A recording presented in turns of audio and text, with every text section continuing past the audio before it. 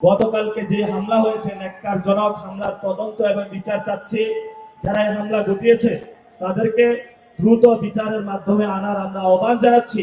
সাথে সাথে সরকার একটা ভয় পাচ্ছে তারেক রহমানকে, যে এই তারেক রহমানের চাপে সরকার হলো ব্যালেন্স হারায়া পেলে কখনো আমাদের উপর অস্ত্র চালায়, কখনো সরকার নিজের উপরে অস্ত্র চালায়।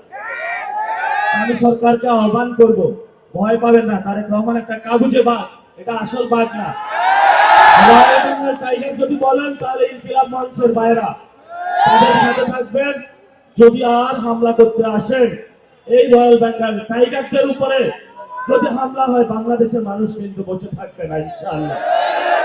এই যে সরকার মনে করে যে না কোনো পারমাণবিক বোম, আর তারেক রহমান একটা বেলুন, একটা সুই দিয়ে রেডি থাকবেন, এটাতে একটু টোকা দিবেন, এটা ফুস হয়ে যাবে। কারণ নাই। আমরা সরকারকে আহ্বান জানাবো, ইউনূস স্যার আপনি ভয় পাইতে পাইতে লন্ডন চলে গিয়েছিলেন, ওইখানে একটা চুক্তি করলেন বিএনপি এবং সরকারি প্যাডে যে বাংলাদেশে ইলেকশন হবে। ওই আমরা তো এই শব্দটি শুনলাম না যে সুষ্ঠু একটি ইলেকশন প্রয়োজন। আমরা গণতন্ত্রকে রক্ষা করতে চাই। এখন আপনি বললেন যে একটা রোগীকে চিকিৎসা করা হবে, সেই সুষ্ঠু চিকিৎসা আছে কিনা, অ্যাফোর্ডেবিলিটি আছে কিনা, সেটা তো আমাদেরকে লক্ষ্য রাখতে হবে। তো যেই নির্বাচনের জন্য তারেক রহমানকে নিয়ে আসার জন্য এত আয়োজন, বিএনপিকে নিয়ে আসার জন্য এত আয়োজন, সেটা তো আসলে কোনো গণতান্ত্রিক কোনো ইলেকশন হলো না। এটা ইলেকশনের নামে তারেক রহমানকে নিয়ে আসার জন্য নির্বাচন কমিশন কর্তৃক একটি সিলেকশনের মধ্যে এই সরকার যাচ্ছে। এবং আপনারা জানেন ইলেকশন কমিশন দ্বৈত নাগরিক এবং যারা ঋণ খেলাপি তাদের নমিনেশন বাতিল করার কথা, কিন্তু ছাত্রদল এই সন্ত্রাসী সংগঠন, যুবদল সন্ত্রাসী সংগঠন, তারা ইলেকশন কমিশনের সামনে গেল, গিয়ে একটি মব করলো।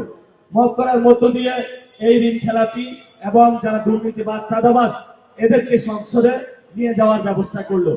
ওসমান হাদি ভাই একটি কথা বলেছিলেন যে উনি বেঁচে থাকতেন যদি এই চাঁদাবাজ সন্ত্রাস দুর্নীতিবাদ তাদেরকে সংসদে দেখে উনি তাদের ঘুম হারাম করে দিতেন। কিন্তু ওসমান হাদি ভাইয়ের অনেক সহযোদ্ধা পৃথিবীতে এখনো বেঁচে আছে, যারা চাঁদাবাজ সন্ত্রাস দুর্নীতিবাদ। আপনারা মনে করবেন যে এক ওসমান হাদি চলে গিয়েছে, আপনারা খুব আরামে থাকবেন, লাভ নাই। হাজার হাজার লাখ লাখ বাংলাদেশে ওসমান হাদি তৈরি হয়েছে।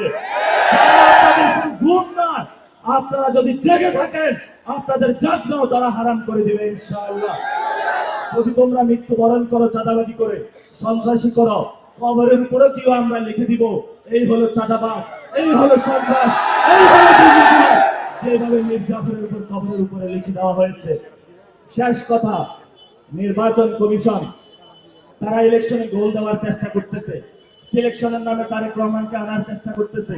এবং গতকালকে ন্যাক্কারজনক ভাবে মিডিয়া ভাইদের উপরে হামলা হলো। আগে দেখতাম মিডিয়া ভাইরা প্রেস ক্লাবের সামনে দাঁড়িয়ে যেত, এখন কেউ দাঁড়ায় না, কারণ জানের ভয়, রিজিকের ভয়।